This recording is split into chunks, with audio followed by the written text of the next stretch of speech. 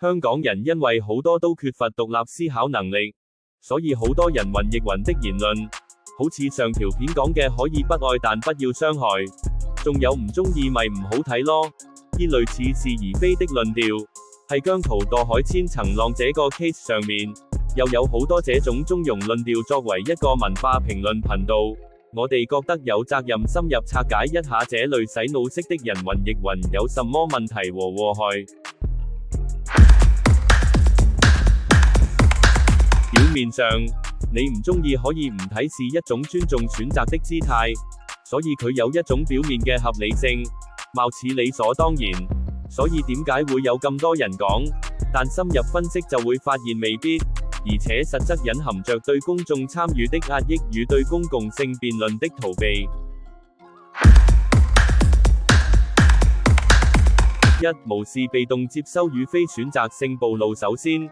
你想避未必就避得到，唔好講姜粉周圍賣廣告逼你睇，實際上任何公共人物都有入侵性，都有強迫你睇的壓迫性，尤其在社交媒體時代，公眾往往是被動接收內容，熱搜榜單、演算法推送、公共空間的廣告與媒體報告，使得文化產品成為日常生活的一部分。你唔可以話你唔想睇，唔好去尖沙咀，唔好去銅鑼灣，唔好搭地鐵，唔好搭電車，唔好搭巴士。唔睇往往並非一種真實可行的選擇。簡單講，好多嘢根本係避無可避，批評正是對這種非選擇性暴露的回應機制。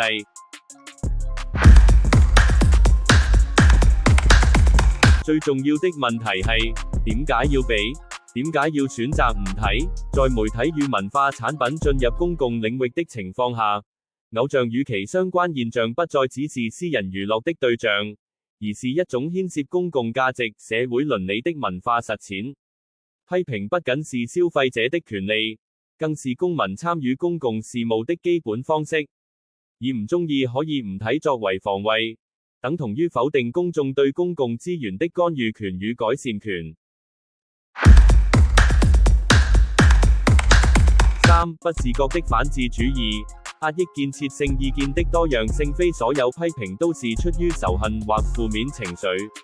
建設性的批評往往能引發討論，推動文化進步與行業反思。將所有不同意見歸納為唔中意就唔睇，不僅是一種言論懶惰，也是不自覺的反智主義。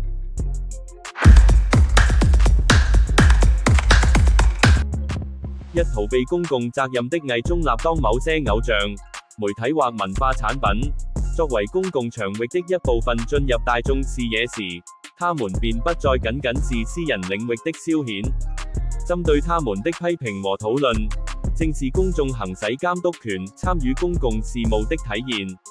而不喜歡可以不看這類言論，往往隱藏着以下問題：扼殺公共討論的空間。這種說法旨在將公共事務私有化，暗示批評者無權干涉他人的喜好。然而，文化產品的影響力深遠，足以塑造社會價值觀。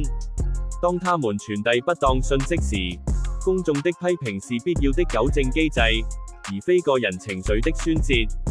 將批評簡化為不喜歡，無異於剝奪公民對公共議題的參與權。縱容問題而非解決問題。當偶像行為或文化內容產生不良社會影響，例如傳播錯誤價值觀、誤導青少年時，批評是推動其改進的關鍵。若以不喜歡可以不看來回應，實際上是將責任推卸給批評者，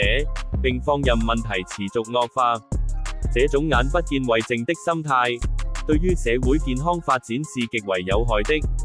拒絕多元且建設性的意見，並非所有批評都源於惡意，許多可能是具有建設性的意見，有助於偶像、媒體甚至整個行業的進步。然而，不喜歡可以不看這種論調，將所有異議一概歸類為負面情緒，堵塞了理性對話與良性發展的途徑。所以，歸根究底，你唔中意可以唔睇，其實同你唔中意香港可以移民或唔中意政府你咪投票改變咯等言論係一樣嘅邏輯。這這些話語背後暴露出對公戲的錯誤理解與民主原則的扭曲。偶像，實質就係公戲。呢種你唔中意就唔好睇的話術，就是將大眾偶像壓縮成為小圈子教主的 mindset， 將門面性的代表變成了粉絲的私寵。玩物，一個公共人物的形象、責任和意義，就在這種小眉小眼的香港人心態中無限萎縮。這就是為什麼香港娛樂圈越來越難睇，越來越失民心，越來越無公信力，越來越和社會脫節，越來越可笑的原因。